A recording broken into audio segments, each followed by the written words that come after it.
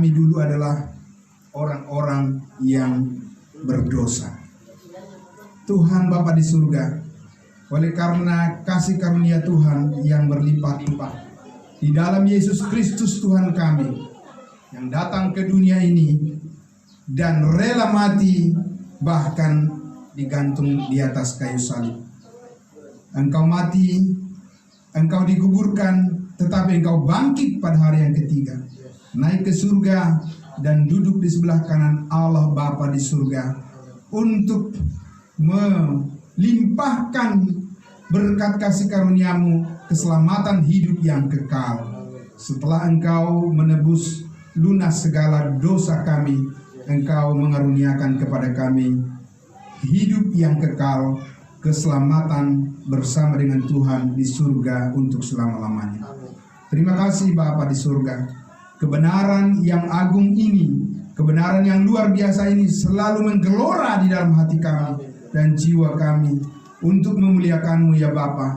Sebab bukan karena hasil usaha kami, tetapi semata-mata karena pemberian Tuhan, anugerah Tuhan bagi hidup kami semua. Sehingga kami saat ini dilayakkan untuk menyembah-Mu ya Bapa, memuji Engkau Tuhan, dan mempersembahkan seluruh talenta dan karunia yang Tuhan karuniakan bagi kami. Dan biarlah itu menjadi kemuliaan bagi nama-Mu dan menjadi berkat bagi banyak orang.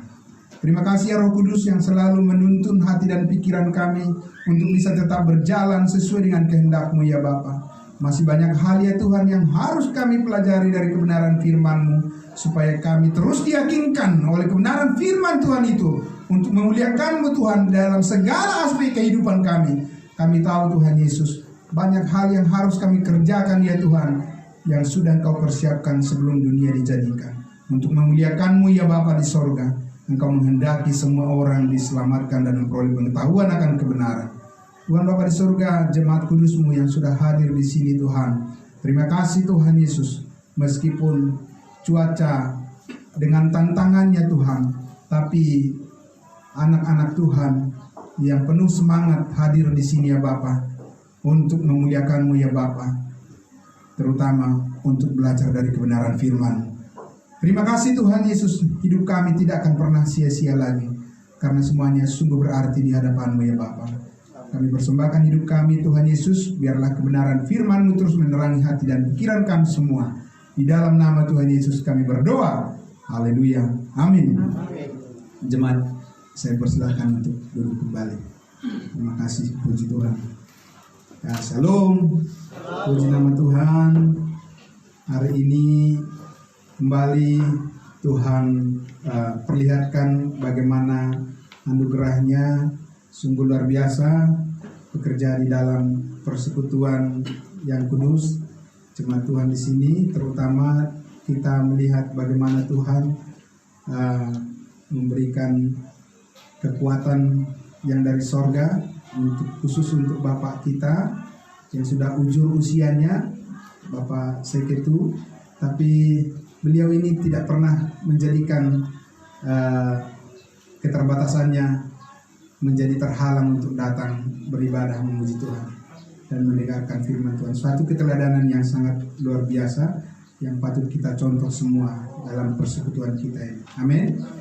Kita doakan terus biar Bapak dan Ibu senantiasa diberikan Tuhan kekuatan, panjang umur, ya, sehat selalu, sehingga kita terus bisa memuji-muji Tuhan kita bersama-sama di dalam persekutuan gerejanya yang kudus ini. Bapak Ibu Saudara, hari ini ya kita tentunya akan bersama-sama mempelajari firman Tuhan lagi, ya, menambah-nambahkan lagi pemahaman kita, pengetahuan kita tentang kebenaran firman Tuhan, agar hati kita, pikiran kita terus dikuatkan oleh kasih karunia Tuhan. Amin. Nah, dan juga saudara-saudara kita yang mengikuti live streaming ini dimanapun mereka berada, biar menjadi berkat buat kita semua, ya. Baik melalui YouTube maupun melalui Facebook, kiranya mereka juga terberkati oleh pemberitaan firman Tuhan yang berlangsung pada siang hari ini.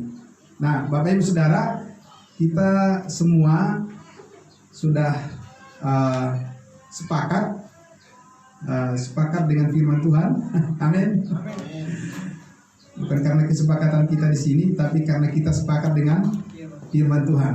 Amin. Nah, bahwa kita bergereja, kita berjemaat, kita beribadah seperti ini, berkumpul seperti ini, tidak akan pernah untuk menjadi sia-sia. Amin, Bapak Ibu Saudara.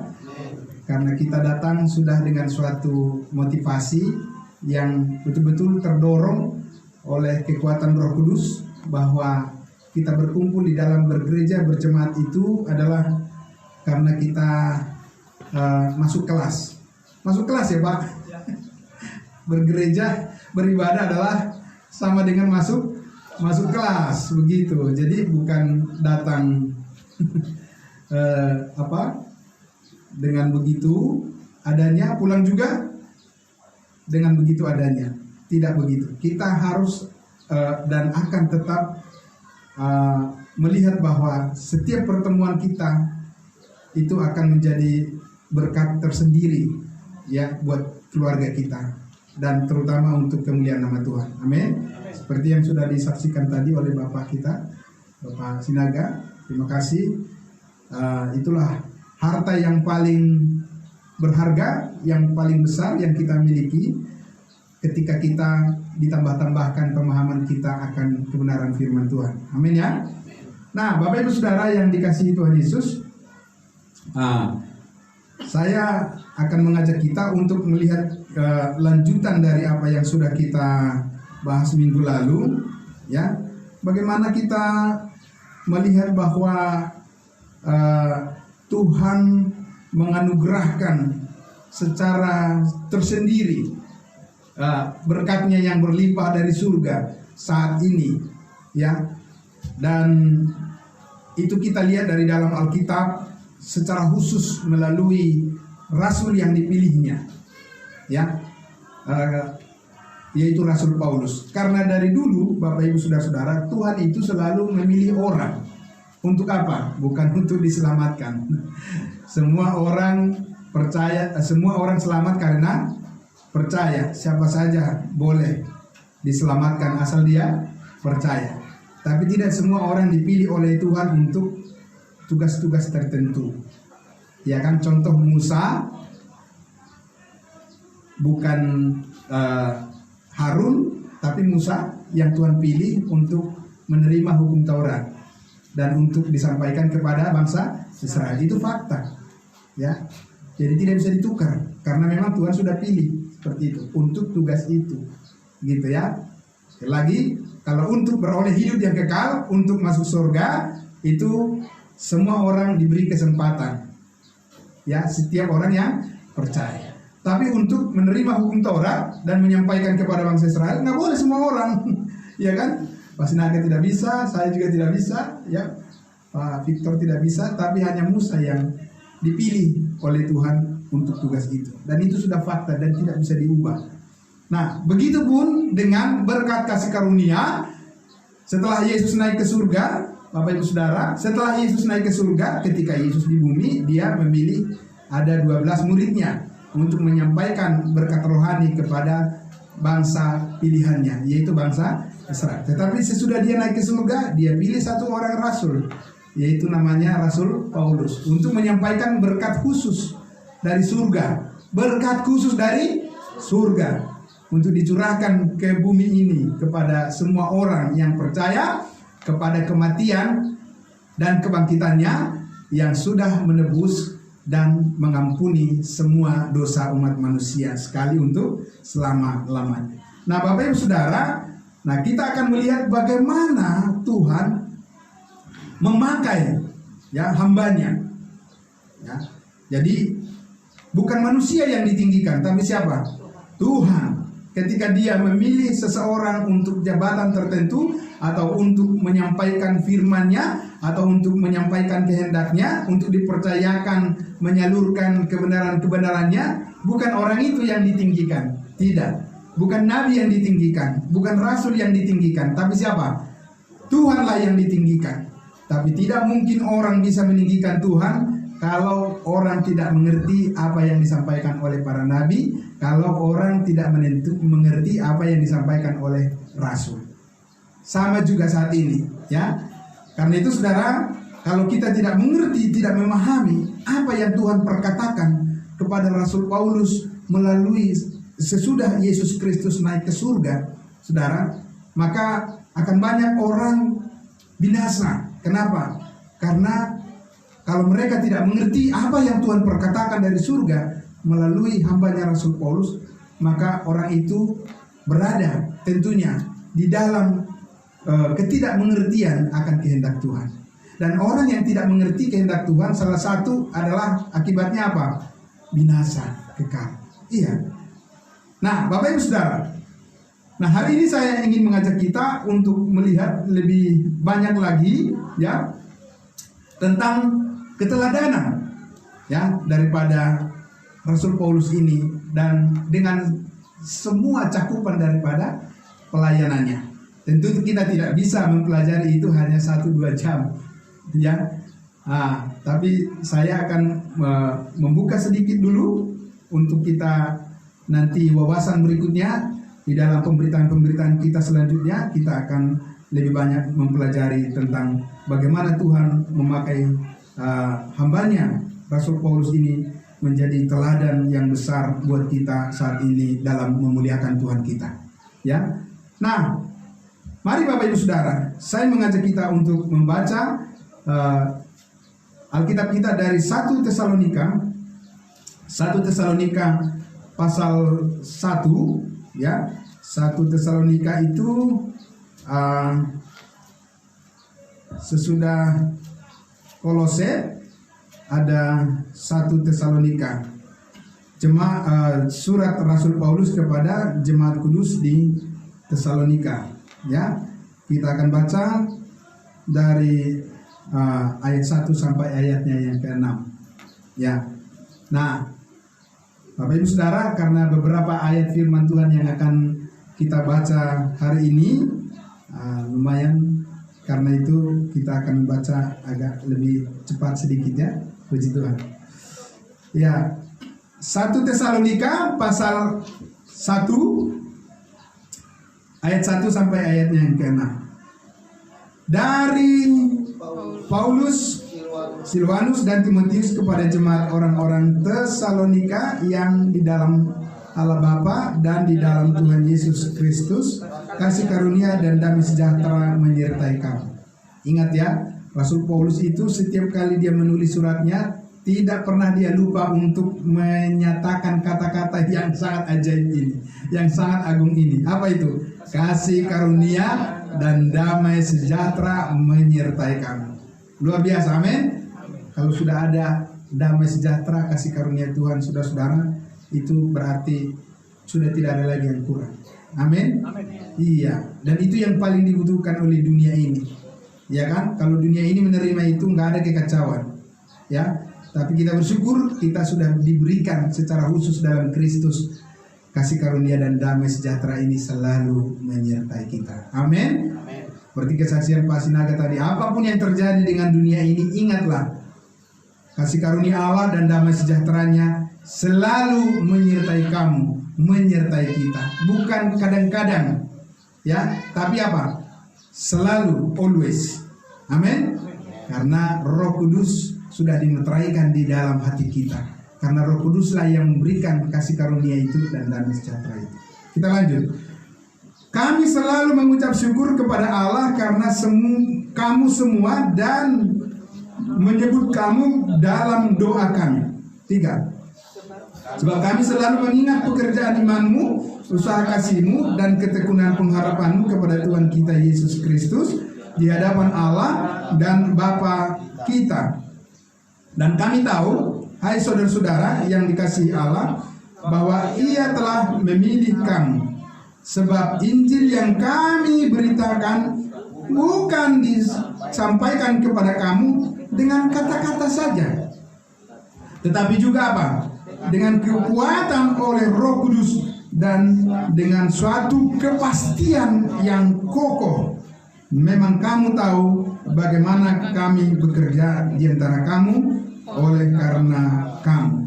Jadi Paulus katakan di sini bahwa ketika dia menyampaikan firman Tuhan itu, saudara-saudara, itu bukan lip service, tahu ya, lip service ya, atau bukan karena kecakapan di dalam hal berkata-kata atau berpidato, atau dalam sekolah teologi ini ada satu mata kuliah namanya homiletik, ya kan? Bukan karena pintar meramu bahasa, kata-kata dan sebagainya, tidak, ya kan? Tapi dikatakan di situ apa? Tapi dengan keyakinan, keyakinan apa?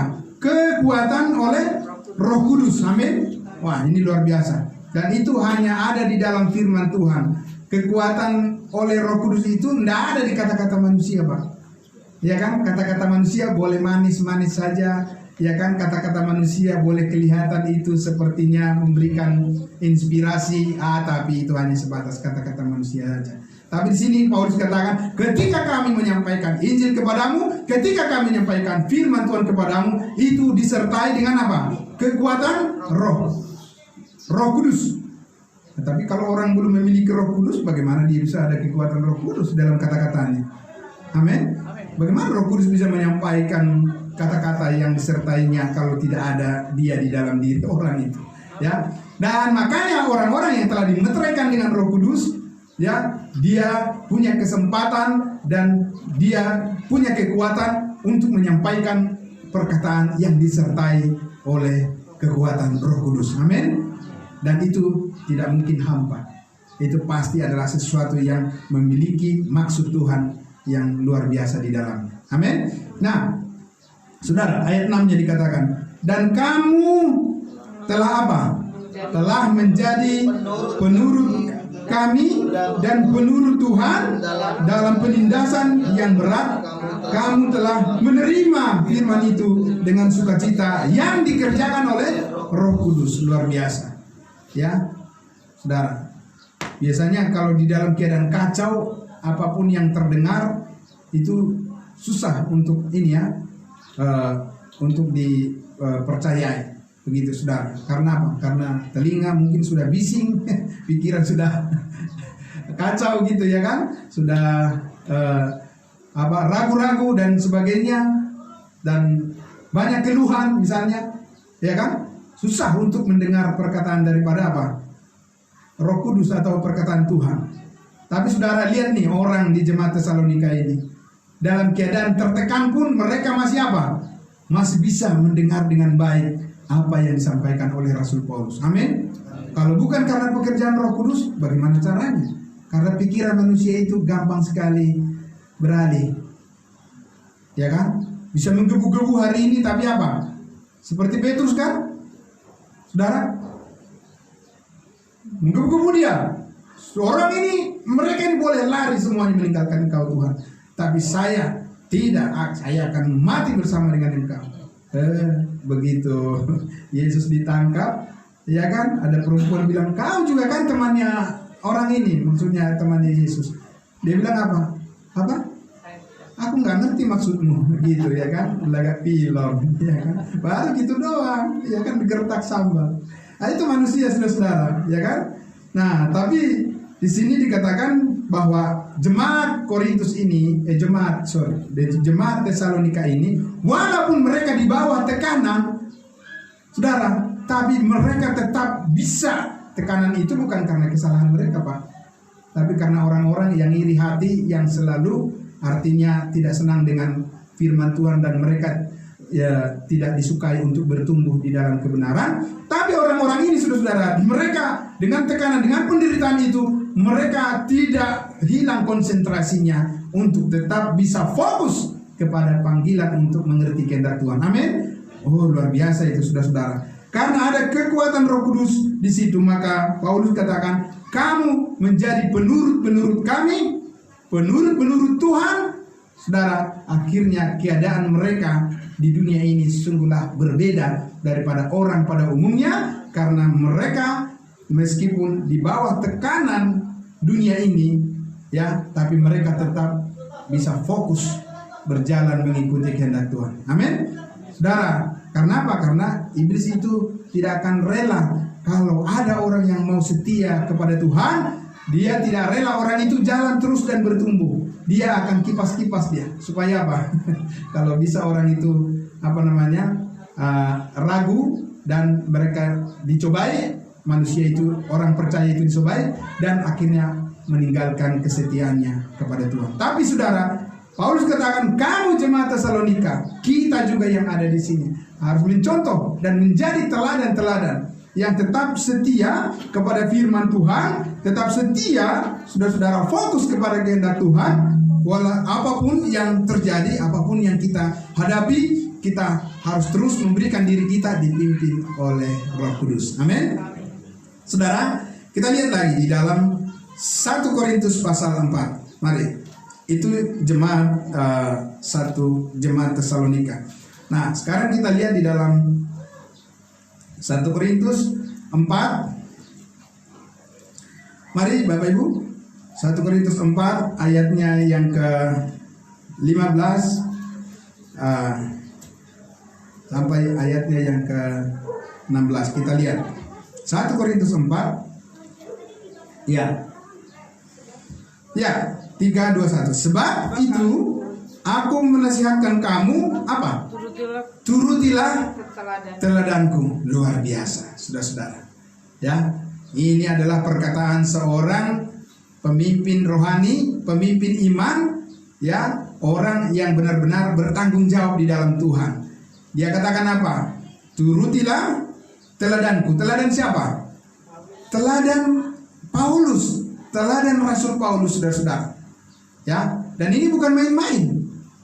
Kenapa, saudara? Karena nanti akan kita lihat bagaimana Paulus mengatakan bahwa apa yang dialaminya itu bukan datang dari dirinya, tapi itu benar-benar memang datang dari Tuhan.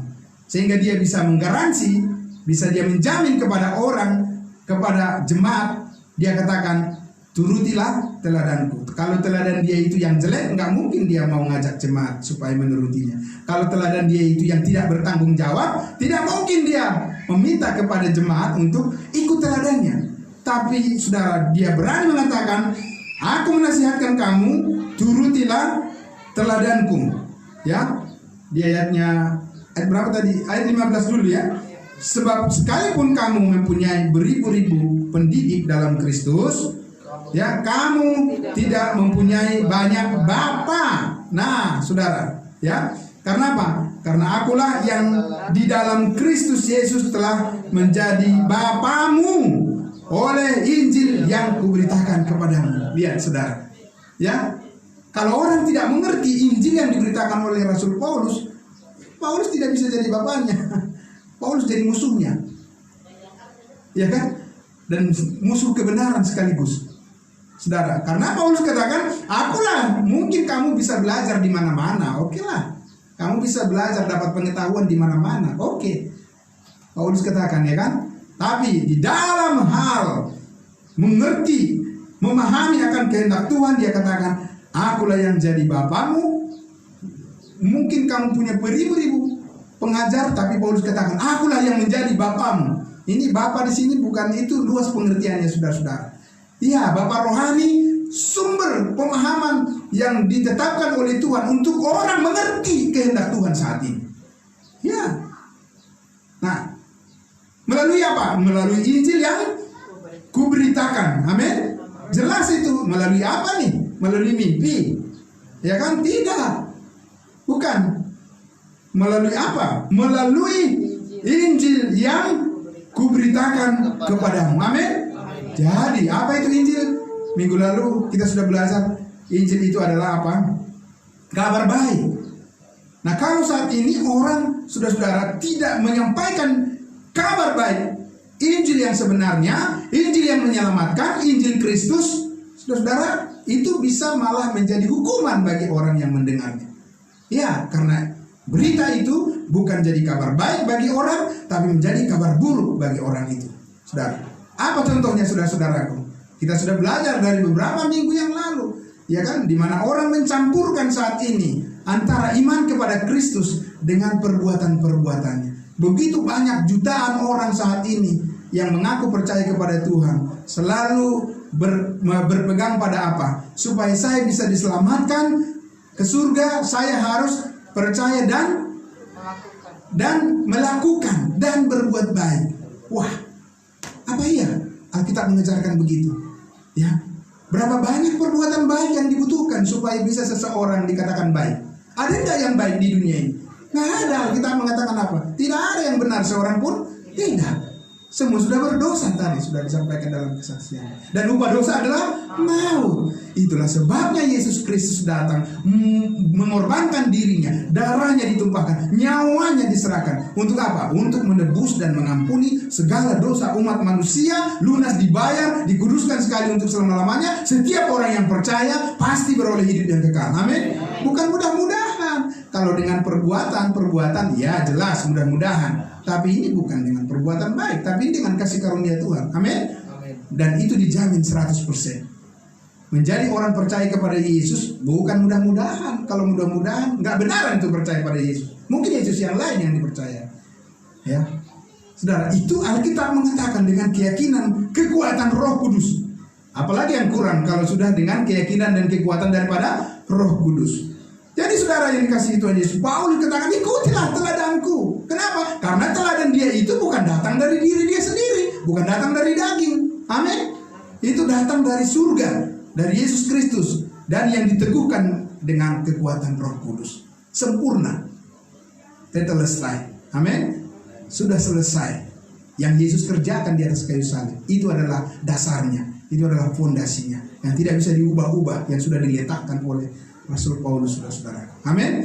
Saudara, kemudian kita lihat lagi di dalam 1 Korintus pasal 11, kita lanjut tadi pasal 4, sekarang 1 Korintus 11 pasal 11 ayatnya yang pertama. Ini kembali ya, Rasul Paulus menegaskan saudara-saudaraku, bagaimana kita memahami kehendak Tuhan saat ini adalah menghargai apa yang ditetapkan oleh Tuhan menjadi alat di tangannya untuk menyatakan apa isi dan tugas penyelenggaraan kasih karunia Allah yang dipercayakan kepadanya, kepada Rasul Paulus. Ayat 1 dikatakan apa? Jadilah pengikutku. Wah, saudara, luar biasa ini. Paulus katakan apa? Jadilah pengikutku, sama seperti aku juga menjadi pengikut Kristus. Amin. Wow, luar biasa, saudara.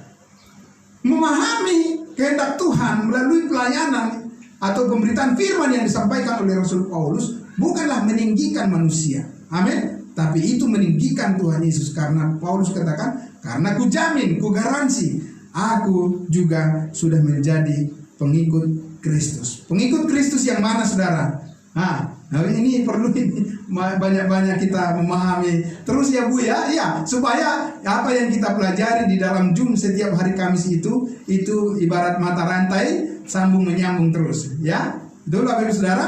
Ya. Jadi Paulus katakan di situ, jadilah pengikutku sama seperti aku juga menjadi pengikut Kristus. Ketika dia mengatakan ini, posisi Yesus Kristus ada di mana?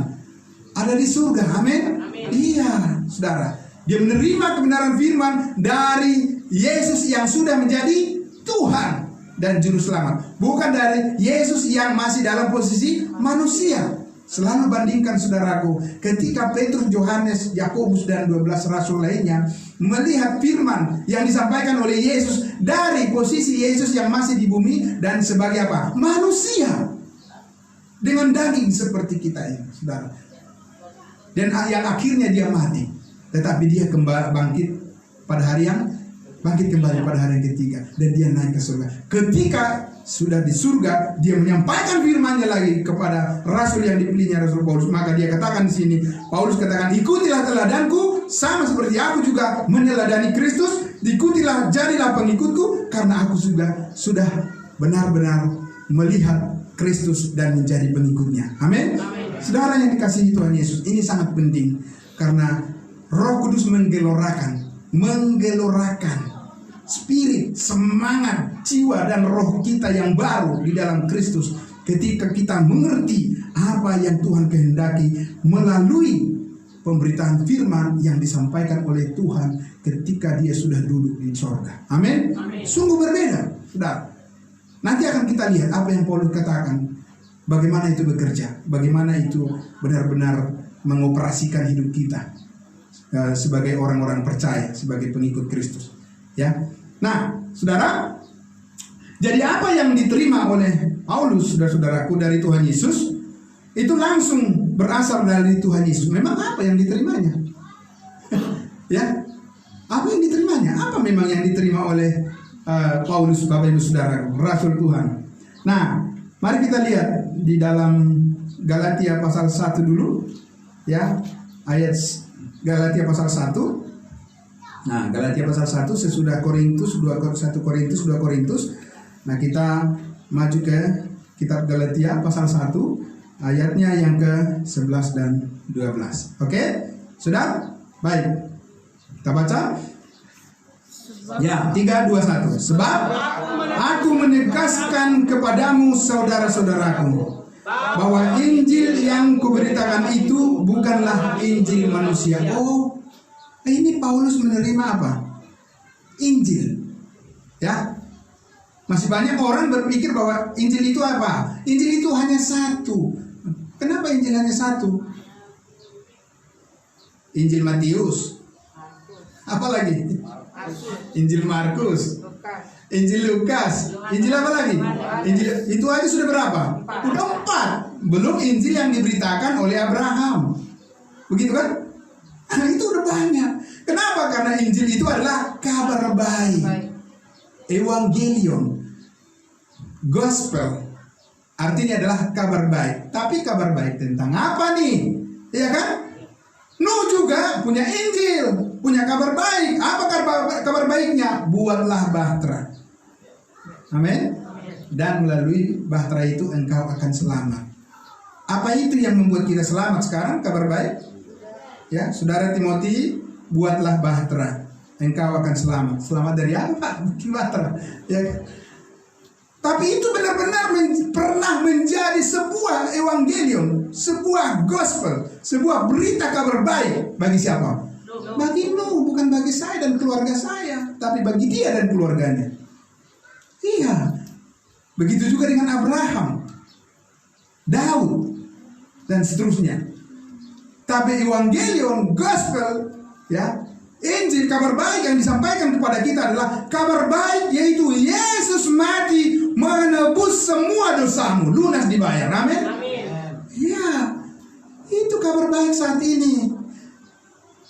Ya, jangan sampaikan kabar baik katanya, tapi itu tidak membuat orang sukacita. Kenapa? Karena apa? Siapa yang percaya dan berbuat baik akan masuk surga. Semoga diterima di sisinya. Itu bukan kabar baik. Ya kan? Kenapa? Karena itu apa? Semoga diterima di sisinya. Sisi yang mana ini? Sisi kanan apa kiri? Orang bilang, oh kiri katanya. Saya tidak tahu, ya kan? Pokoknya sisinya, di sisinya. Semua di sisinya, nggak pernah di belakangnya. Hah? Nggak ada jaminan di situ. Ya kan? Itu abu-abu. Saudara, jangan menjadi orang Kristen yang percaya pada Alkitab kalau hanya mendengarkan penjelasan tentang Alkitab firman Tuhan yang abu-abu. Sayang, saudara. Ya kan? Udah buang waktu, buang tenaga. Ya kan, saudara? Udah menyumbang dan lain sebagainya, tapi kosong. Tidak. Saudara, ini adalah benar-benar Paulus katakan, aku menerima Injil bukan dari manusia. Tapi dari siapa, saudara? Ayat 12. Karena aku dikatakan apa? Bukan menerimanya dari siapa? Dari manusia, dan bukan manusia yang mengajarkannya kepadaku. Bukan. Tetapi apa? Aku menerimanya oleh penyataan atau wahyu, revelation daripada Yesus Kristus. Amin. Iya, dia bukan belajar dari Petrus. Terus gimana tuh ceritanya? Yesus waktu di dunia, nah ada tuh, nggak. Yohanes, bro, gimana caranya? Waktu itu Yesus apa yang disampaikan? Enggak, tidak, saudara, ya kan? Dia langsung menerimanya dari Tuhan Yesus yang sudah duduk di sebelah kanan Allah Bapa, yang sudah dipermuliakan, saudara-saudara. Amin. Iya. Makanya dia katakan di situ apa? Ikuti teladanku, ikuti pengertianku, ikuti apa yang sudah kuterima dan langsung dari Tuhan Yesus. Ya. Dan saudara-saudara, itu yang diterima oleh Rasul Paulus. Dan secara kitab yang mana? Firman yang dituliskan oleh Rasul Paulus yang diterimanya dari Tuhan Yesus yang sudah dipermuliakan di surga. Saudara, itu ada dari secara khusus dari kitab 13 Roma, ya, Korintus sampai Galatia dan sampai apa? Filemon.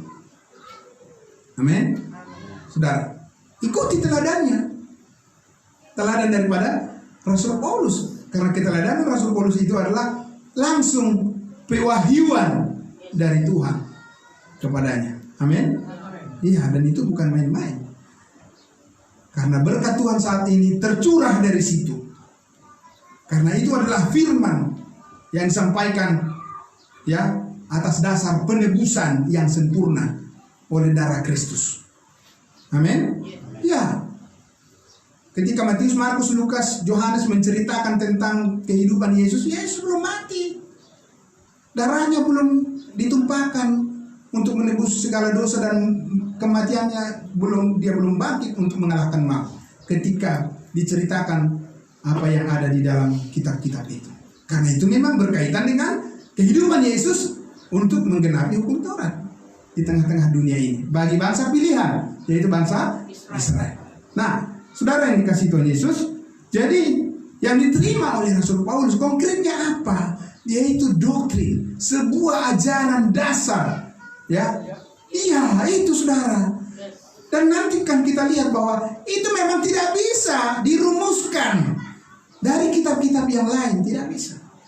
Contoh saudara-saudara, Paulus mengatakan apa? Bahwa kita dibenarkan hanya melalui iman. Bisa itu dibentuk doktrin melalui belajar Matius, Markus, Lukas, Yohanes. Caranya bagaimana? Karena tidak ada pernyataan itu di situ. Tapi ketika saudara membaca kitab Roma, baca kitab Roma sampai Galatia, baca Efesus, di situ jelas sekali Paulus berbicara tentang apa? Manusia dibenarkan hanya melalui iman, bukan karena melakukan hukum Taurat dan lain sebagainya. Saudara.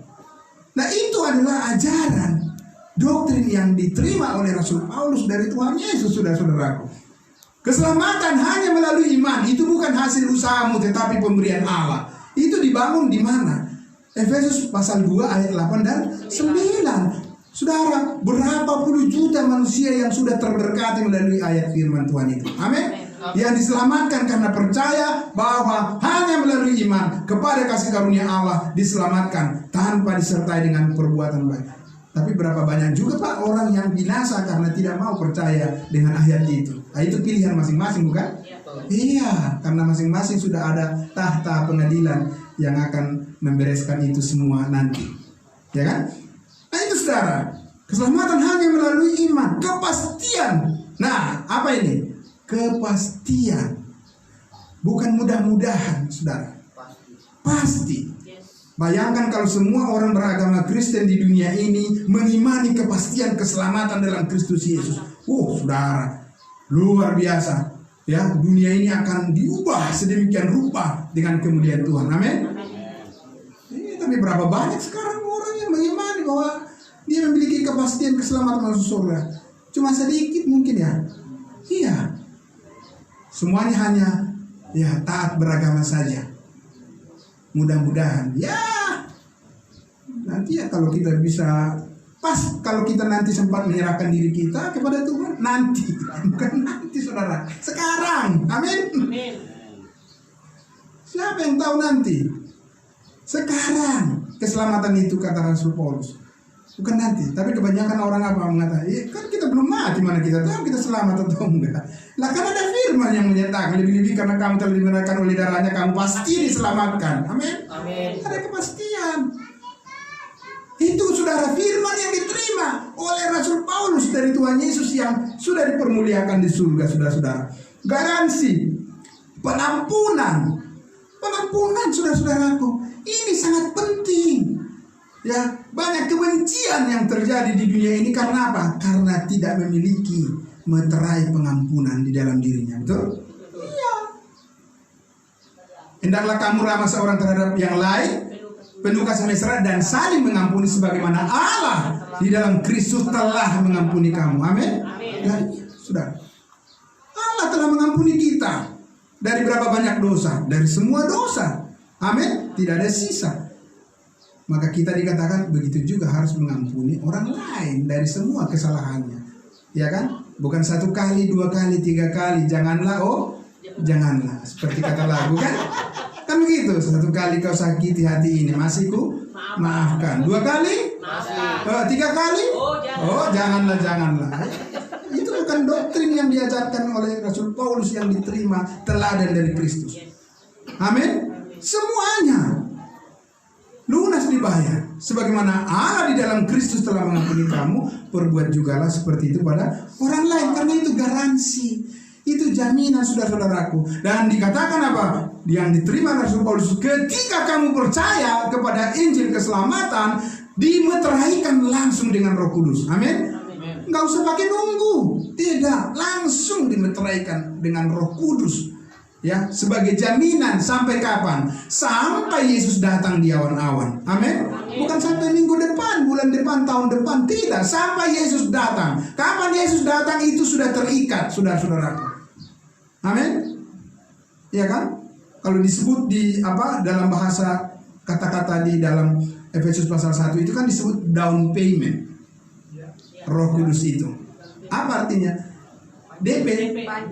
Iya, pajak itu sudah bagian dari keseluruhan pelunasan kan. Kalau saudara membayar pajak kan, apa ya? Sudah bayar pajaknya, nggak ikut gitu, nggak termasuk itu dalam pembayaran keseluruhan. Iya, sudah.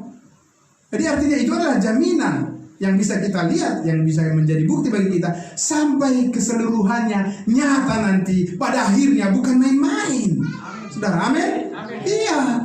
Ini bukan sesuatu yang bisa dibatal-batalkan oleh manusia. Ini bukan pekerjaan manusia, saudara. Amin. Kalau pekerjaan manusia bisa saja ya, karena pandemi ya gimana ya Pak ya. Kalau tadi aku sebelumnya saya minjam, tapi sekarang ini nggak ada pendapatan. Ya, gimana? Bisa nggak diputihkan? Kan gitu kan? Jadi manusia. Kalau bagi Tuhan nggak ada halangan, saudara. Amin. Darahnya udah mengalir sempurna, janjinya ya dan amin di dalam Alkitab firman Tuhan ini. Dan roh kita sudah terpatri di situ. Roh Kudus sudah terpatri di dalam kita. Ya, amin. Jadi tidak ada keraguan di situ, saudara. Tinggal bagaimana kita sekarang ini menikmati persekutuan kita dengan Kristus itu sendiri melalui kebenaran firman-Nya. Ini yang masih banyak belum dicelikan mata rohaninya di kalangan orang-orang kudus, orang-orang percaya, ya, sehingga kadang bimbang dia, ya, saudara. Nah, saudara dikasih Tuhan Yesus. Nah, karena itulah, coba kita lihat lagi, ya, mari saudara, di dalam 1 Korintus pasal 1, mari kita lihat 1 Korintus pasal 1. Kita akan sedikit saja dulu membandingkan bagaimana dengan para rasul Yesus Kristus, 12 rasul. Ya, sedikit saja dulu kita lihat dari sini. Dari 1 Korintus pasal 1 ayat 11 sampai ayatnya yang ke-13. Di sini Paulus menegur jemaat Korintus karena mereka masih mengikuti keteladanan yang lain yang bukan Tuhan tentukan sebagai teladan atau sebagai jejak yang harus mereka ikuti, Pak. Ayatnya yang ke-11 sampai 13. Coba. Ya. Mulai dari ayat 10. Tetapi aku menasihatkan kamu saudara-saudara demi nama Tuhan kita Yesus Kristus supaya kamu seia sekata dan jangan ada perpecahan di antara kamu, tetapi sebaliknya supaya kamu erat, bersatu dan sehati sepikir. Ini adalah kunci untuk bisa meneladani Ya, Kristus meneladani, Paulus meneladani kebenaran. Apa? Sehati, sepikir, seia, sekata. Gitu ya. Jangan satu ke kiri, satu lagi mana? Ke kanan. Satu membangun, satu lagi rusak. Ya, kapan selesainya? Kapan? Saudara-saudara, kapan jadinya, ya kan? Nah, itu berbicara bukan tentang keselamatan, tapi ini berbicara tentang bangunan rohani kehidupan, pelayanan ministry kita kepada Tuhan dan kepada sesama kita. 11. Sebab saudara-saudaraku, aku telah diberitahukan oleh orang-orang dari keluarga Chloe tentang kamu, bahwa ada perselisihan di antara kamu. Siapa kamu di sini? Jangan selalu kalau kata kamu itu langsung diaplikasikan ke diri sendiri, ya kan? Nggak ada perpecahan di sini, amin. Di Korintus iya, betul, ya di sini. Ini nasihat Rasul Paulus. Perpecahan mereka bentuknya seperti apa? Yang aku maksudkan ialah bahwa kamu masing-masing berkata apa? Aku dari golongan Paulus, atau aku dari golongan Apolos, atau aku dari golongan Petrus, aku dari golongan Kristus. Saudara-saudara, itu perpecahan mereka. 13. Adakah Kristus terbagi-bagi? Adakah Paulus disalibkan karena kamu? Atau adakah kamu dibaptis dalam nama Paulus? Begitu dan seterusnya, ya. Jadi di sini saudara, mereka terbagi-bagi, bukan fokus kepada apa yang sudah Paulus katakan tadi, ikutilah teladanku, gitu ya. Kalau mereka meneladani Paulus, nggak bakalan pecah-pecah mereka seperti ini, Bu. Ya, gereja-gereja juga saya rasa begitu, ya kan Pak? Di dunia ini ada gereja lebih dari 30.000 macam. Yang mana yang benar? Semua benar, tapi nggak bisa nyatu. Saya kira kalau benar sama benar pasti apa? Nyatu kan, gabung ya Pak? Begitu gabung. Kalau benar dengan benar misah. Loh, pasti ada yang salah di situ. Tapi gereja apapun kalau ditanya, gereja siapa yang paling benar? Gereja saya loh, ya kan? Macam-macam, pokoknya segala macam larinya ke hal-hal duniawi lah itu, ya kan? Bukan hal-hal dalam kebenaran itu, ya kan? Yang pendetanya lah dipromosikan, yang persembahannya lah yang di fotokopi banyak-banyak, sebar-sebarin gitu. Dan sebagainya. Tidak ada yang salah dengan itu semuanya, tapi kalau itu menjadi patokan, jelas itu salah, ya kan? Menjadi patokan adalah bagaimana kita mengerti apa yang sedang Tuhan kerjakan saat ini di dunia ini. Amin. Kalau bukan yang Tuhan sedang kerjakan saat ini di dunia ini, kita tidak ikut di dalamnya, istilahnya tidak ikut di dalam proyeknya Tuhan. Nah, memang siapa yang mau kasih upah?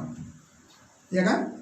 Enggak saudara? Ya, yang kasih upah berarti yang lainnya itu tuh yang tidak sejalan dengan Tuhan. Ya kan?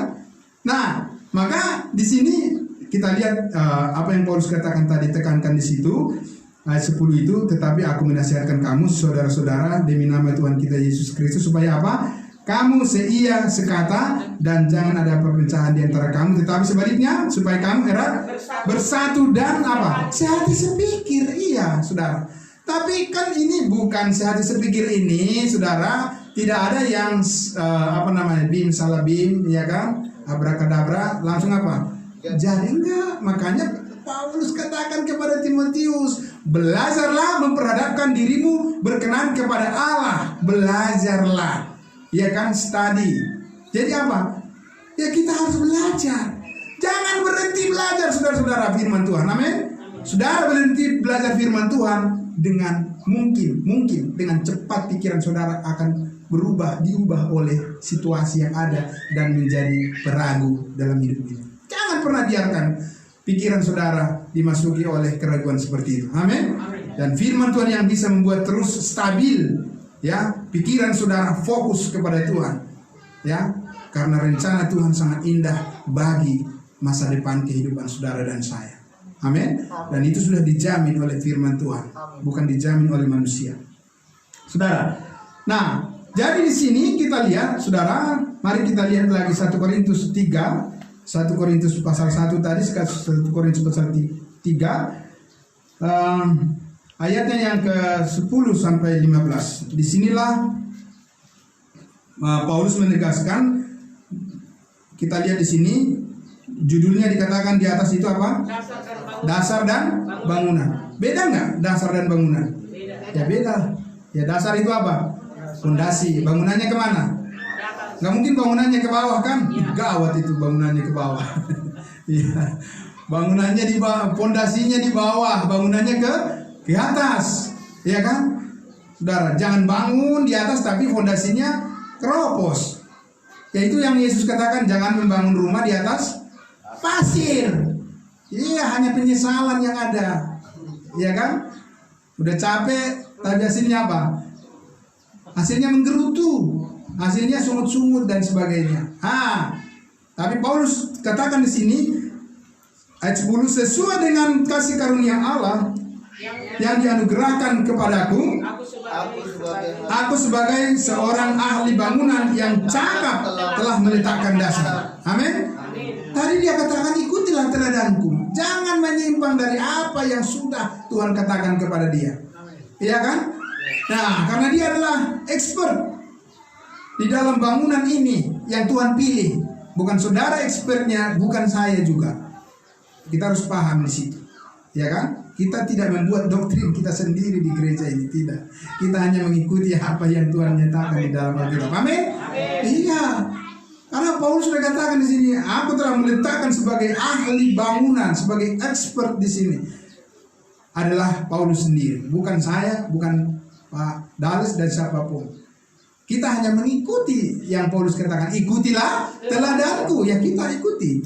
Ya, bagaimana selanjutnya? Dan orang lain apa? Membangun terus di atasnya. Siapa orang lain itu? Bukan semua orang di dunia. Nggak ada orang yang tidak percaya membangun kerohanian. Kerohanian yang mana? Kerohanian itu bisa punya arti kalau ada Roh Kudus berdiam di situ. Amin. Kalau Roh Kudus tidak ada berdiam di situ, terus kerohanian apa itu? Ya kan? Karena belum ada anugerah di situ. Ya kan? Belum ada kasih karunia Allah di situ. Nah, kita orang-orang percaya, orang-orang kudusnya dikatakan terus membangun. Bukan membangun sewaktu-waktu. Membangun sewaktu-waktu gawat. Ya kan? Tadi sudah diingatkan kan? Jangan sempat beri kesempatan kepada angin. Angin apa ini? Angin pengajaran.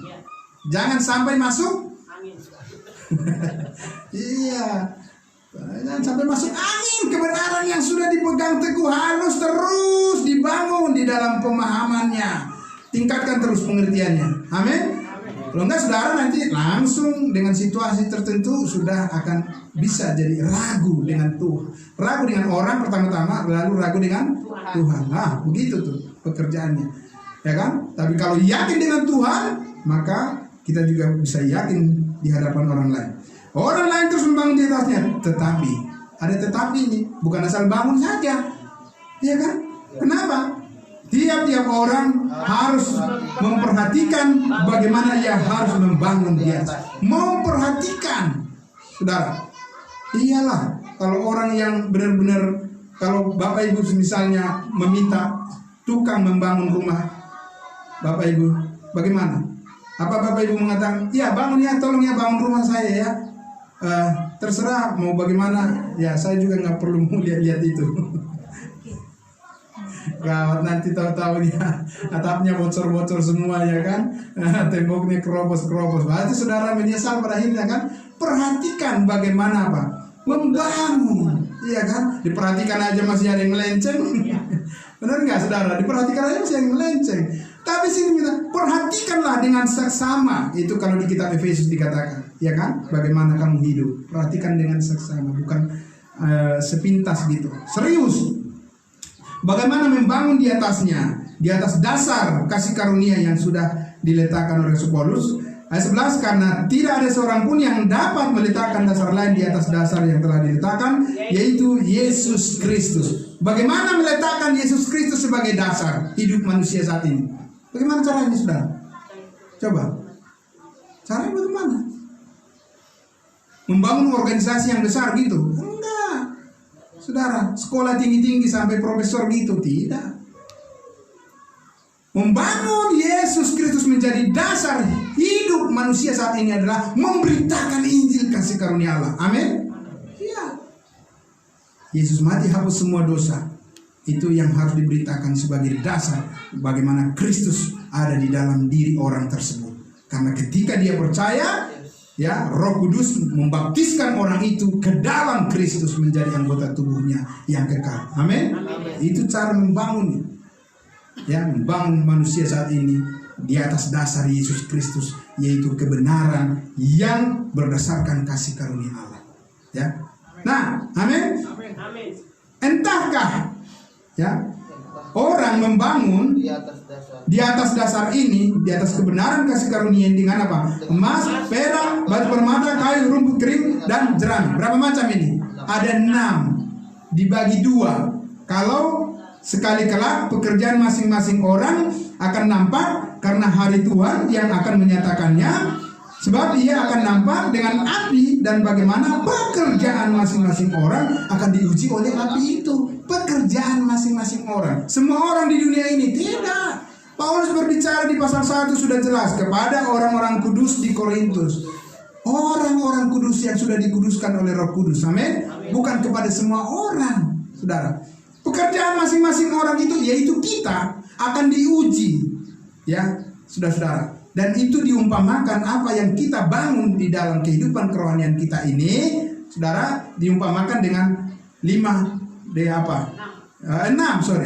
bahan ini terbagi 2. 1 kayu, ya, pertama emas, perak, batu permata. 3. Itu dulu yang pertama. 3 yang pertama ini kalau diuji dengan api apa? Tetap bertahan, tetapi kualitasnya apa? Berbeda. Yang bagian yang kedua, kayu, rumput kering, dan jerami. Nah, ini kalau diuji dengan api bagaimana nih? Angus. Iya kan? Orang sudah merasa dia sudah di mana, tahu-tahu angus semua. Makanya perhatikan, sesuai enggak? Ya kan? Sesuai dengan wahyu firman Tuhan yang Tuhan nyatakan enggak untuk membangun gereja tubuh Kristus saat ini. Ya kan? Nah, dan dikatakan di ayatnya yang ke-14, jika pekerjaan yang dibangun seseorang tahan uji, dia akan mendapat upah. Di mana ini? Banyak orang bilang, oh iya di dunia. Jadi kalau kita nggak mendapat upah, berarti pekerjaan kita nggak tahan uji gitu. Bukan, saudara, ini berbicara nanti kalau kita sudah menghadap apa? Tahta pengadilan Kristus. Ya, kursi pengadilan Kristus. Bukan menghadap tahta putih besar. Ya, kalau tahta putih besar itu penghakiman terakhir yang orang sebut kiamat, itu udah nggak ada keselamatan di situ, saudara. Tapi kita menghadap tahta pengadilan Kristus, di mana kita nanti akan dijemput. Yesus turun dari surga dan kita orang percaya akan diangkat. Iya. Nah, di situ ada penghakiman namanya bema, kursi pengadilan Kristus. Untuk apa? Bukan menentukan siapa selamat, siapa masuk neraka, masuk surga, tidak. Semua yang terangkat ke surga sudah pasti masuk surga. Makanya sekarang orang harus benar-benar memastikan bahwa dia itu akan ikut nanti diangkat ke surga. Jangan apa? Semoga nanti saya ikut diangkat. Oh, semoga. Itu sudah cenderung gak ikut. Percaya aja. Karena apa? Karena itu bukan kata-kata orang yang akan ikut. Ya kan? Apa saudara kalau sudah punya tiket, misalnya Bapak Ibu mau pulang ke Kupang misalnya, semoga kita berangkat. Semoga. Kan sudah ada tiket, masih semoga. Kan gitu kan? Keyakinan itu sudah ada, pasti kita berangkat. Amin. Bukan hanya berangkat, pasti kita sampai. Begitu keyakinan orang yang sudah memiliki kepastian. Jangan dikit-dikit mudah-mudahan, semoga. Ya kan? Tuh. Oke? Lihat. Saudara, karena itu dikatakan jika pekerjaan masing-masing orang percaya tahan uji akan mendapat upah, ya. Ayat 15, jika pekerjaannya terbakar, maka ia akan menderita kerugian. Tapi apa? Tapi ia sendiri akan diselamatkan. Saudara, kenapa? Karena keselamatan itu anugerah. Amin. Tapi orang bilang, wah kalau begitu ya langsung mulai dah pikiran langsung keluar kan. Ya kalau begitu kan kita sudah pasti masuk surga ya. Bebaslah kita membunuh. Siapa yang bilang begitu? Jangan fitnah ya. Fitnah lebih kejam daripada pembunuhan. Tidak ada yang mengatakan begitu, ya kan? Yang Tuhan katakan apa? Sebab kamu telah dibeli dan harganya telah lunas dibayar, karena itu muliakan Allah dengan tubuhmu. Amin. Iya, jangan diputar balik. Begitu, saudara. Tapi di sini saudara-saudaraku, apes-apesnya gitu lah kan, apes. Ada orang percaya yang tidak mau memuliakan Tuhan, orang selamat yang sudah dimeteraikan dengan Roh Kudus. Oke, Tuhan berjanji dia pasti digenapi. Siapa yang percaya diselamatkan, benaran diselamatkan. Tapi apa? Kan dikatakan rugi, menyesal.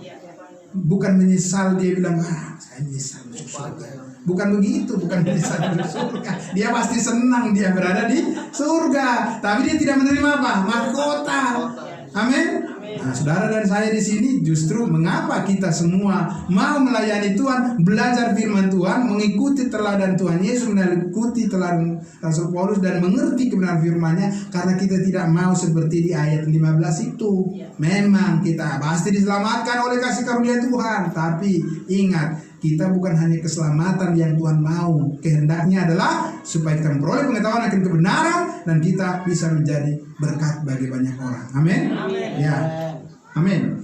Nah, saudara dikasih Tuhan Yesus. Jadi kita lihat bahwa di dalam kita lihat satu bagian lagi. Di dalam Matius pasal kita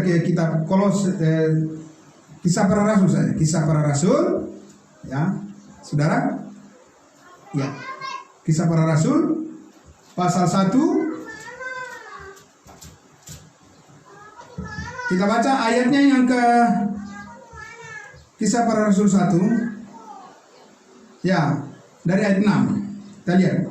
Maka bertanyalah mereka yang berkumpul di situ. Siapa yang berkumpul di situ? Petrus, Yohanes, dan 120 orang yang berkumpul menantikan janji Bapa. Ya, sebelum hari Pentakosta. Maka bertanyalah mereka yang berkumpul di situ. Apa pertanyaannya? Tuhan, maukah engkau pada masa ini memulihkan kerajaan bagi Israel? Amen. Yang bertanya siapa, yang ditanya siapa, dan untuk apa? Jelas ya?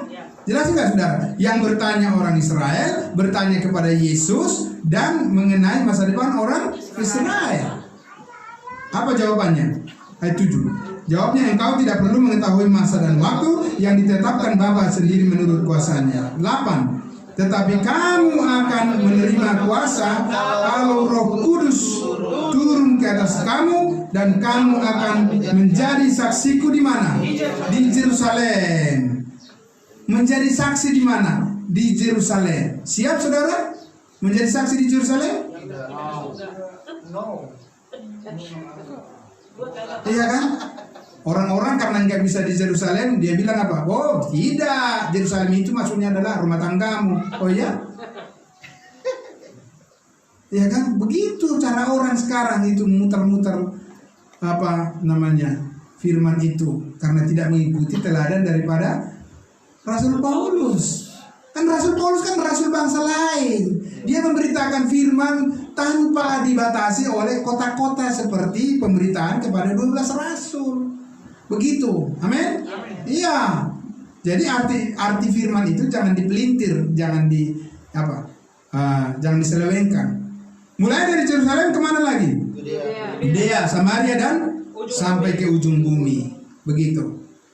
Sekarang ini tidak ada pembatasan tempat-tempat kita memberitakan firman di mana saja, amin? Dan dengan kepada siapa saja. Ada orang yang mau dengan Injil di mana saja tanpa membedakan suku, bangsa, warna kulit, bahasa. Orang itu wajib atau layak menerima pemberitaan Injil dari kita. Amin saudara. Apapun jabatannya, siapapun dia, apapun warna kulitnya, tidak usah tanya itu. Iya kan? Yang kita tanya adalah apa? Apakah engkau percaya Yesus Kristus mati menghapus semua dosamu? Itu saja. Ya kan? Kalau kau percaya, firman Tuhan berjanji, engkau pasti diselamatkan ke surga. Amin. Berbeda sekali saudara-saudaraku ketika kita melihat bagaimana Tuhan Yesus memberikan amanatnya kepada 12 murid Yesus. Beda sekali. Ya, kalau kita perhatikan bagaimana Tuhan mendelegasikan tugas-tugas itu, kita tidak mungkin mencampur-campurkan itu dan membuat kita menjadi bingung dan orang lain juga menjadi bingung melalui pengajaran kita kalau tidak jelas. Ya, saya ajak kita melihat lagi di Matius pasal 19. Matius pasal 19. Ya, oke. Sedikit lagi Bapak Ibu ya, Saudara. Oke. Matius pasal 19. Ya. Ayatnya yang ke-27. Mulai dari 27. Sudah? Judulnya di atas apa? Upah mengikut Yesus. Upah mengikut Yesus. Mau kan? Tadi kan sudah kita baca upah apa? Membangun di atas dasar yang diletakkan ya melalui Rasul Paulus. Ini juga ada upah juga nih. Ya kan, kalau upah yang tadi kita terima di mana? Surga. Di surga. Kalau upah ini di mana nih? Coba kita lihat ayat 27. Lalu Petrus menjawab dan berkata kepada Yesus, apa? Kami ini telah meninggalkan segala sesuatu dan mengikut Engkau. Jadi apakah yang akan kami peroleh? Wah. Dan dia tidak bertanya tentang keselamatannya. Ya kan? Karena Petrus tahu bahwa mereka sudah punya perjanjian antara Allah dengan nenek moyang mereka, Abraham. Iya, dia nggak nanya itu lagi. Karena dia tahu di dalam janji Allah dengan Abraham itu sudah ada suatu ikatan namanya perjanjian baru. Sudah? Iya. Dan ketika Yesus kedua kali nanti itu akan digenapi pada mereka. Tapi yang dia tanya apa? Apa upah? Ya wajar kan, orang yang bekerja dia nanya. Apa jawabnya? 28. Kata Yesus kepada mereka, aku berkata kepadamu, sesungguhnya pada waktu penciptaan kembali, apabila anak manusia bersemayam di tahta kemuliaannya, kamu yang telah mengikut aku akan duduk juga di atas 12 tahta untuk menghakimi ke-12 suku Israel. Di mana? Di bumi. Ya, bukan di surga kan? Ya. Jadi di sini Yesus menegaskan kepada 12 rasul, kepada Petrus di sini bahwa apa? Kamu punya upah, tapi bukan upahmu bukan di mana? Bukan di atas. Bukan di surga, tapi upahmu di mana? Di bumi. Nah, itu jelas sekali ya, Saudara. Jadi di sini menghakimi ke-12 suku bangsa Israel. Siapa suku bangsa ke-12 suku bangsa Israel? Ya itulah suku yang nyata di Yerusalem sana, ya kan? Dari Ruben sampai Benjamin. Ada suku apa lagi di situ? Nggak ada lagi suku yang lain. Nggak ada, ya kan? Oke, nggak ada itu. Kenapa? Karena semua kita ini adalah anggota tubuh Kristus. Nggak pakai suku-sukuan, Pak. Amin. Kita satu di dalam Kristus. Iya, nggak pakai suku-sukuan itu. Ya, dan itulah sekarang yang dikerjakan oleh Tuhan saat ini. Di dalam tubuh Kristus, membangun gereja tubuh Kristus yang ditempatkan di surga. Tapi mereka ini juga punya upah. Upahnya jelas di mana? Di bumi. Itu beda sekali. Makanya Paulus katakan tadi apa? Ikutilah teladanku. Bagaimana meneladani dia? Kolose pasal 3. Ya, mari. Kolose pasal 3, Paulus katakan di situ sesudah Efesus, Filipi, Kolose pasal 3, dia katakan di ayatnya yang ke-1 di situ. Karena itu, ya kita baca. Karena itu, kalau kamu dibangkitkan bersama dengan Kristus, ya kalau kamu, ya memang sudah. Maksudnya ini fakta. Kita sudah dibangkitkan bersama dengan Kristus. Ini bukan kalau, boleh iya boleh enggak. Enggak, ini suatu pernyataan definitif. Ya kan? Kalau kamu seorang siswa, ya kamu harus rajin belajar. Apa dia boleh siswa, boleh enggak? Memang kenyataannya dia adalah siswa. Ya kan? Kalau kamu seorang siswa, ya kamu harusnya rajin belajar. Begitu. Ya, ada penyesuaian antara status dengan praktisnya. Amin. Itu maksudnya. Bukan statusnya yang diragukan, tetapi penyesuaian kepada cara hidupnya. Oke? Amin. Cara hidup siapa? Cara hidup kita. Bagaimana? Pikirkanlah, carilah apa? Carilah perkara yang di atas. Ya. Amin. Amin. Apa perkara yang di atas? Di mana Kristus Ada duduk di sebelah kanan. ada duduk di sebelah kanan Allah. Luar biasa, saudara-saudara. Haleluya, puji Tuhan. Amin. Itu yang kita pikirkan, Bapak Ibu Saudara. Amin. Amin. Karena dari sana tercurah terus. Amin, saudara. Jadi ibarat orang yang saat ini terima-terima apa itu yang setiap bulan kan dari pemerintah kan, nah ditransfer terus, iya kan, benar nggak Bapak Ibu? Iya. Jadi posisi Tuhan Yesus sekarang begitu dari surga, Yes. iya kan? Jadi kita ini memikirkan tentang apa? Memikirkan tentang pemerintah kita, ya kan? Udah terima BST tapi mikirin Amerika sama Australia, menurut saya. Ya nggak sesuai lah, ya kan? Memang dari situ datangnya, kan gitu kan? Bansos.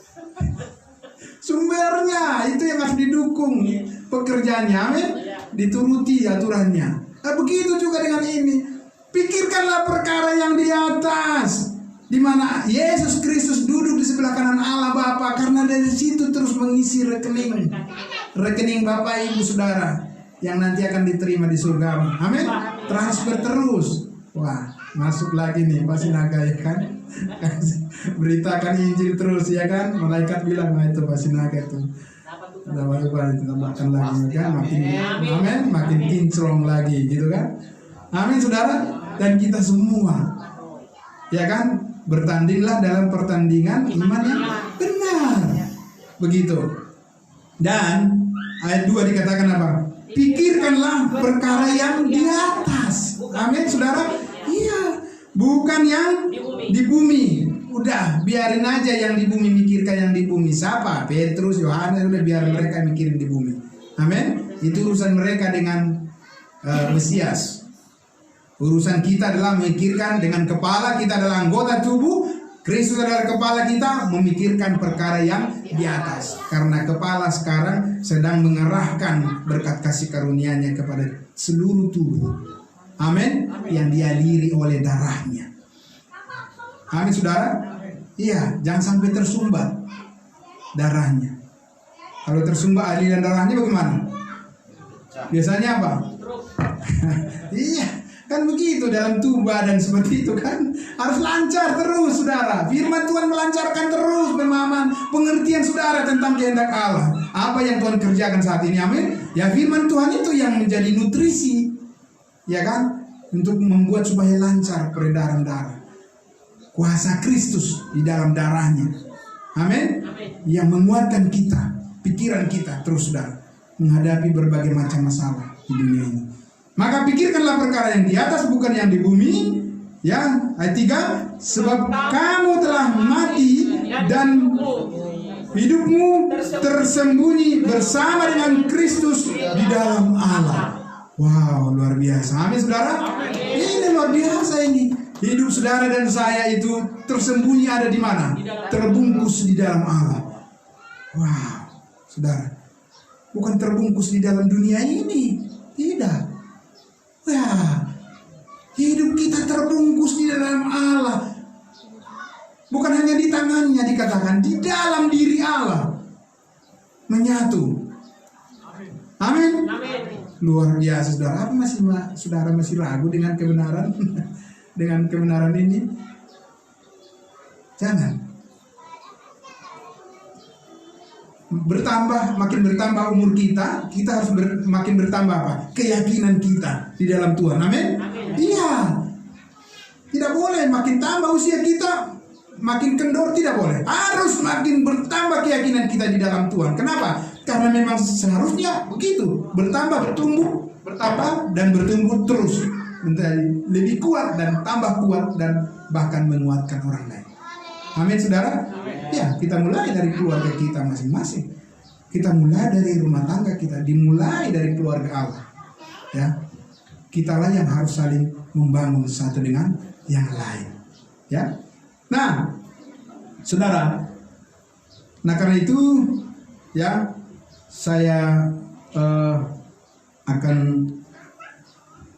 kita akan mengakhiri dulu ya pembelajaran kita pada siang hari ini, karena materinya lumayan agak besar, maka kita akan lanjutkan lagi di minggu berikutnya. Tapi intinya saya ajak kita membaca satu ayat sebagai penutup, 2 Timotius pasal 2. Apa yang harus kita sikapi saat ini, Bapak Ibu Saudara? Ya, setelah kita mendengarkan keajaiban kebenaran kasih karunia Allah, bagaimana kita meneladani, ya, Rasul Paulus meneladani Kristus yang adalah kepala gereja, kepala tubuh, yaitu keluarga Allah. Apa yang harus kita sikapi? 2 Timotius 2 ayat 1 sampai ayatnya yang ke-7 kita baca. Ya, ini sikap kita, saudara-saudara. Kalau kita semua sudah menemukan, kita perlu membaca ini sama-sama, karena ini adalah bagian pertama-tama untuk diri kita sendiri dulu, ya, dan tentu untuk kebersamaan kita juga secara otomatis. Yang pertama apa? Ayat 1. Sebab itu, hai anakku, jadilah kuat. Oleh apa? Oleh kasih karunia dalam Kristus Yesus. Ingat saudara, jadilah kuat bukan dalam hal yang lain, ya. Jangan jadilah kuat dalam menonton televisi. Ya kan? Bukan berarti tidak bisa kan? Jujur aja. Jadilah kuat main game. Nah, itu jangan. Ya kan? Sudah. Itu. Jadilah kuat di dalam apa? Kasih karunia dalam Kristus Yesus. Ini sebenarnya cita-cita kita semua. Amin. Masalah apapun saudara-saudara, kalau kita kuat di dalam kasih karunia Allah, percayalah saudara, bukan keraguan itu, ya kan, akan dihalau oleh keyakinan yang dikerjakan oleh Roh Kudus. Amin. Iya. Jadilah kuat. Begitu. Jangan jadilah lemah atau jadilah kadang-kadang naik turun seperti panas dingin. Tidak ada begitu. Amin. Jangan. Jadilah kuat. Di mana? Dalam kasih karunia Allah yang ada di dalam Kristus Yesus, dan itu bisa kita pelajari dengan baik kalau kita mengerti apa yang Tuhan nyatakan melalui hambanya Rasul Paulus dan seluruh Alkitab, tentunya dari kitab Kejadian sampai Wahyu. 2. Apa yang telah engkau dengar daripadaku di depan banyak saksi, percayakanlah itu kepada orang-orang yang dapat dipercayai. Amin. Iya. Jangan percayakan kebenaran kepada orang yang nggak ngerti atau tidak setia pada kebenaran itu. Ya kan? Ada perkataan Yesus, kalau lempar apa? Lempar mutiara ke? Diapain itu? Wah. Yang salah siapa? Yang asli yang salah. Iya kan? Tuhan tidak pernah salah memberikan kepada kita emas murni. Amin saudara. Firman kebenarannya, kemurnian kehendaknya bagi kita tidak pernah salah dia. Mungkin kita yang salah merespon atau salah mengerti apa yang Tuhan katakan kepada kita. Ya. Tapi di sini Paulus katakan, apa yang telah engkau dengar dan daripadaku di depan banyak saksi, percayakanlah itu kepada orang-orang yang dapat dipercayai. Pentingnya orang-orang percaya yang dapat dipercayai. Jangan nggak bisa dipercaya. Amin. Iya. Jadikan dirimu menjadi orang-orang yang dapat dipercayai di dalam kasih karunia Allah. Amin. Rasakan dahsyat kuasanya. Amin. Dan sukacita berkat dari Tuhan. Pertanyaannya adalah itu, apakah bisa nggak saya dipercaya di dalam kasih karunia Allah? Nah, itu menjadi terus pertanyaan kita, dan kita isi hidup kita dengan kebenaran Allah. Ya. Nah, jadi yang dipercaya dan juga apa? Cakap mengajar orang lain. Cakap mengajar orang lain. Bukan suam-suam kuku. Ya kan? senang berkhotbah kalau yang mendengarkan apa? Banyak gitu. Oh enggak, bukan gitu. Saudara, tidak.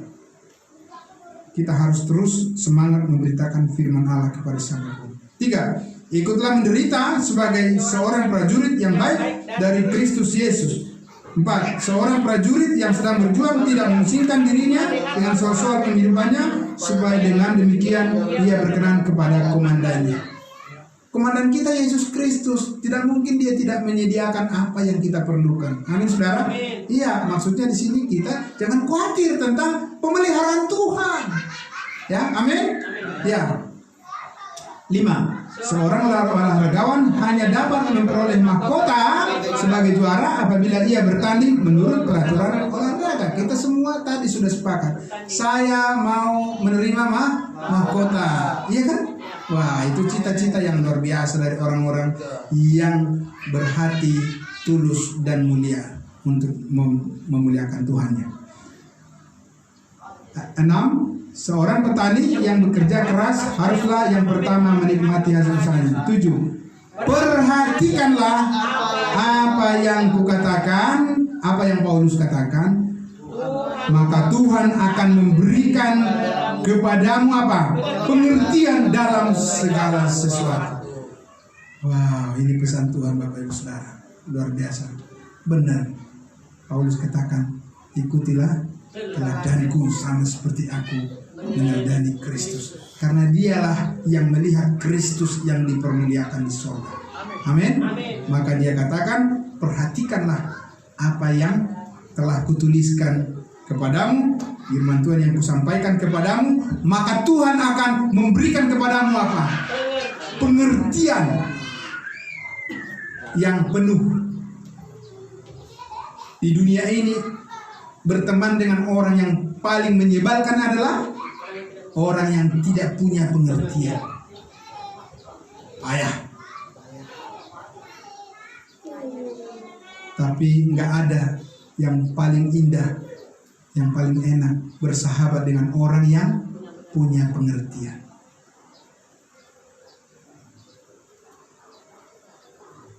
Suami-suami betapa bangganya punya istri-istri yang punya pengertian. Istri-istri juga betapa bahagianya punya suami yang pengertian. Iya kan? Benar nggak, saudara? Pemuda dan pemudi haruslah mencari calon pasangan hidupnya yang punya. Jangan cari yang nggak punya pengertian. Wah, pasti kasus kau nanti, ya kan? Kan, saudara? Ini, tapi di dalam segala hal, banyak hal, saudara-saudaraku, ya. Antara orang tua dengan anak dengan orang tua, dan semua kita, gembala dan jemaat-jemaat, semuanya kita membangun pengertian, bangunan pengertian kita tentang kehendak Allah. Itu yang kita kerjakan, yang Tuhan mau, saudara-saudara. Karena kalau sudah ada pengertian itu, maka percayalah, disitulah Tuhan membukakan semua rahasia, segala apa yang dikehendakinya untuk kita semua.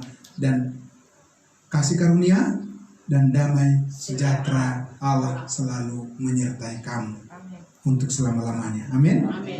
Mari kita berdoa.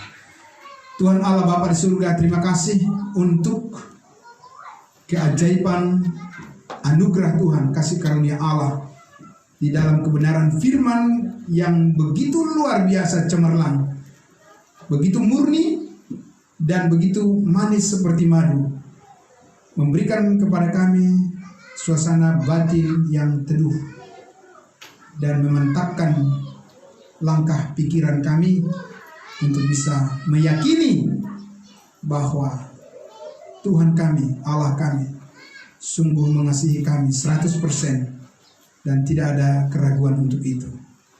Sehingga Bapa di surga, kami dipersiapkan terus oleh Tuhan, dan kami mau memberikan diri kami dipakai oleh Tuhan untuk menyaksikan kasih karunia Tuhan, menjadi teladan, menjadi jejak yang bisa diikuti oleh banyak orang untuk mengerti akan besarnya kasih Allah akan dunia ini. Pengampunan segala dosa yang telah Tuhan kerjakan adalah sumber damai sejahtera, kasih karunia yang melimpah di dalam hidup kami, dalam keluarga kami, dalam rumah tangga setiap orang percaya, dalam pelayanan kami, dalam persekutuan kami. Kami bersyukur untuk semuanya itu Bapa. Dalam nama Tuhan Yesus kami berdoa. Haleluya. Amin. Tuhan Yesus memberkati.